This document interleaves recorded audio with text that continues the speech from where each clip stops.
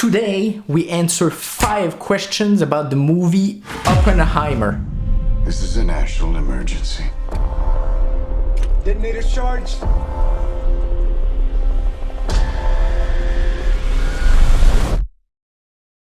Doesn't matter if you've already seen the movie or if you're planning on seeing it, this video is for you. And don't worry, no spoilers. Maybe you want to know more about the origin of the nuclear bomb. Maybe you already saw the movie, but you still have so many unanswered questions. One thing is for sure, get ready to have your mind blown. You are the man who gave them the power to destroy themselves. So first question for today is, was Oppenheimer real? And how realistic is the movie? Yes, of course. J. Robert Oppenheimer was a real American physicist that lived in the United States. Born in New York in 1904, he died at 62 years old in Princeton, New Jersey. Did you know that Oppenheimer not only has a German sounding name, but actually has German origins? In fact, his father immigrated from Hanau, a city near Frankfurt in Germany, to the United States.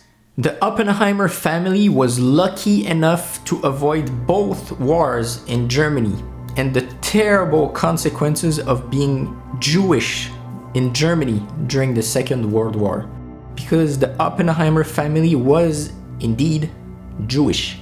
So most critics are saying the movie is pretty realistic and following the real events that happened during Oppenheimer's life. The movie is based on a book written by Kai Bird and Martin Sherwin, who both won a Pulitzer Prize for their biography of Oppenheimer's life.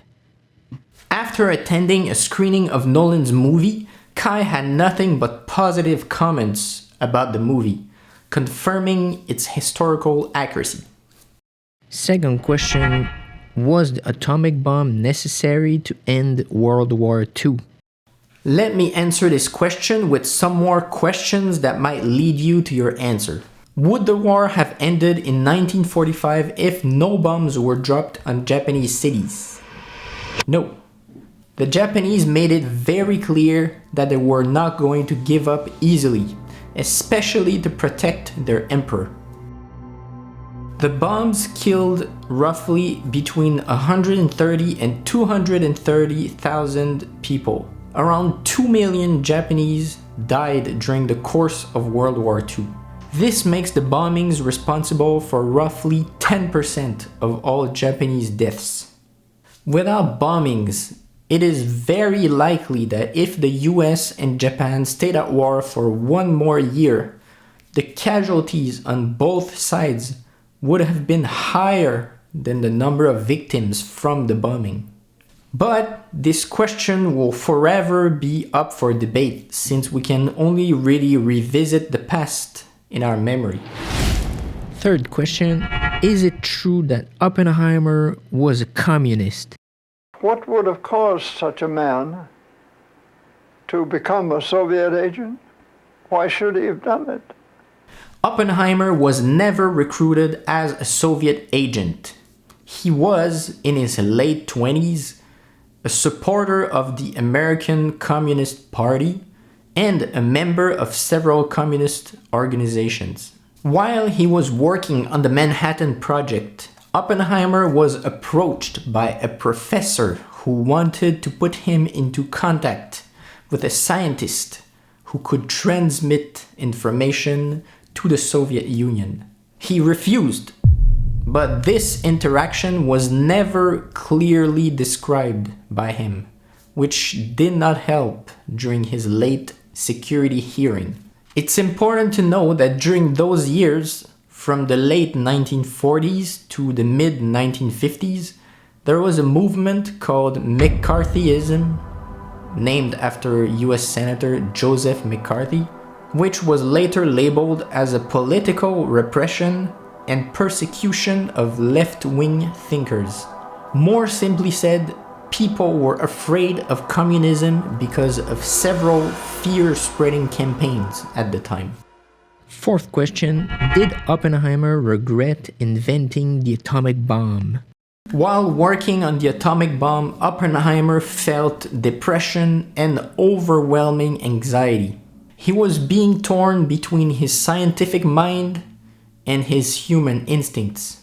But Oppenheimer never once said that he regretted building the atomic bomb and never apologized for the bombings of Japan. He later even fought to avoid the use of atomic bombs in future conflicts. Fifth question. What is the meaning behind Oppenheimer's most famous quote? "Now I am become death, the destroyer of worlds." Vishnu is trying to persuade the prince that he should do his duty, and to impress him takes on his multi-armed form and says, "Now I am become death, the destroyer of worlds."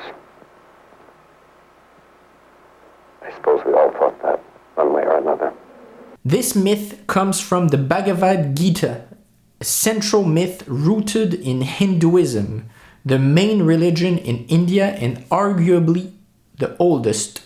Most people take Oppenheimer's quote at face value and think that he meant he now had the power of a god, being able to destroy entire worlds at his will. But that is wrong.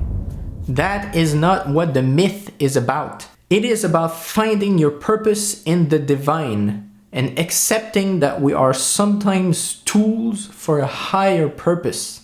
Oppenheimer, referring to the Gita, hints that he is not afraid of his creation. Yet, he does not fully understand all the implications of his work. He trusts that it will serve the common good, even if his work will bring about death. But he feels like his inaction, refusing to work on the atomic bomb, would likely bring even more negative karma in the future. It is his duty to be a man of science. Oppenheimer led an incredible life and was involved in a landmark of modern history. I think he deserves the renewed attention from this feature film. We can all learn from the choices and the challenges he faced during his life. Science and morality, discrimination, guilt, and regret. What did you think about the movie? Or are you interested to see it? Let me know in the comments and don't forget to subscribe. Ciao!